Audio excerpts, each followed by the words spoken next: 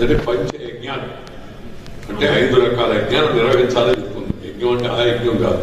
1 బ్రహ్మయజ్ఞం అంటే విద్యను సముపార్జించి విద్యావంతులు కావడం. 2 పితృయజ్ఞం తల్లిదండ్రులు పెద్దలను గౌరవించుకోవడం. 3 దైవయజ్ఞం అంటే ఆధ్యాత్మిక మార్గంలో సేవా కార్యక్రమాలు నిర్వహించుకోవడం. 4వది భూతయజ్ఞం అంటే సాటి జీవుల పట్ల పశు పక్షాదుల పట్ల ప్రేమగా మసలుకోవడం.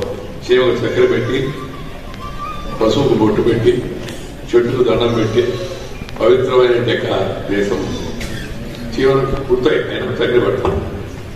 పక్షులకు మన పంటలో కొంత ఇంటికి తెచ్చుకొని మన కంకులు మన పందిరికి ఏలాడేస్తాం. ఎందుకంటే ఆ పక్షులు వచ్చి వాటిని తినాలని. ఇది మన యొక్క సంస్కృతిలో భాగం. 5వది గృహయజ్ఞం అంటే మనకున్న దాంట్లో కొంత భాగాన్ని సమాజ సంక్షేమం కోసం కేటాయించాలి.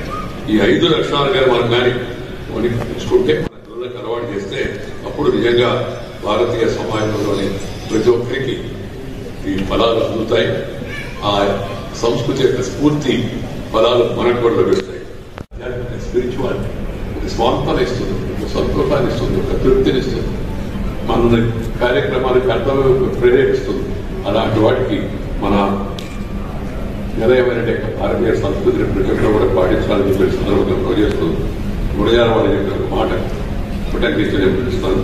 మట్టి కాదు దేశం అంటే మనుషులు అని చెప్పని రాయపూర్వ కష్టం కావ్యం ఇవన్నీ కూడా మన పెద్దలు మనకు అందించినట్టే కాదు. రామరామ శతకం, వేమన శతకం, బ్రహ్మంగా ఇవన్నీ మనం చదవడం మాని పెద్దవాళ్ళ శిక్ష మన పిల్లలకు అలవాటు చేయడం. దానివల్ల ఎంతో సంపదను విజ్ఞానాన్ని మనం కోల్పోతాం. ఈ విషయాన్ని గుర్తుంచుకొని అందరూ కూడా అదృష్టం ప్రధానమంత్రి నరేంద్ర భాయ్ మోదీ గారు కొత్త జాతీయ నూతన విద్యా విధానాన్ని ప్రవేశపెట్టారు. సరైన చక్కని మార్గంలో ఉంది. దాన్ని అందరూ కూడా అన్ని స్థాయిల్లో ఆచరణ చేయాల్సిన అవసరం ఎంతో ఉందని సందర్భంగా మనం చేస్తూ మరొకసారి శ్రీ సుధాకర్ రెడ్డి గారికి వారి కుటుంబ సభ్యులందరికీ ఈ మంచి కార్యక్రమాన్ని నిర్వహిస్తున్నందుకు దీన్ని ఇదే విధంగా నిర్వహిస్తూ ముందుకు తీసుకెళ్లాలని తప్పకుండా కూడా వీటిలో భాగస్వామ్యం చేయాలని చెప్పి కోరుతూ మీ అందరి దగ్గర సెలవు తీసుకున్నాను. నమస్కారం.